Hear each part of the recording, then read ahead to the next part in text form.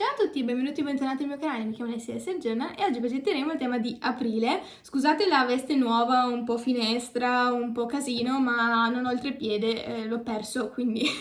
vedremo di arrangiarci temporaneamente finché non salta fuori miracolosamente da qualche scatola, da qualche angolo remoto della mia camera o casa, non so dove cavolo l'ho messo. Comunque, ad ogni modo,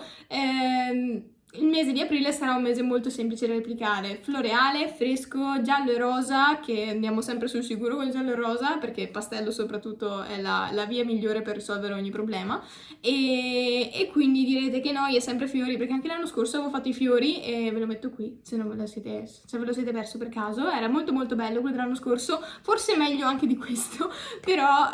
questo è molto più semplice da replicare per tutti, anche perché ha poco tempo, come me, che ultimamente non ho tempo, infatti il plan di marzo l'ho fatto e non l'ho usato perché sono una brutta persona e mi sento in colpa, però vabbè,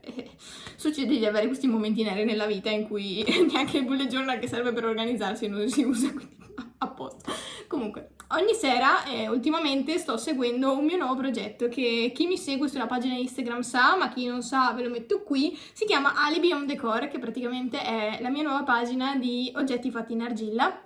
Sto pubblicando un reel ogni sera e la cosa è veramente impegnativa e probabilmente a breve arriverò a un burnout e smetterò di pubblicare per un anno, quindi però ci sto provando, quindi se vi va di sostenermi mi farebbe molto molto piacere e appunto Alibi Home Decor su Instagram e anche su TikTok se volete, sono lì. E niente, spero che il video vi piacerà e vi auguro una buona visione.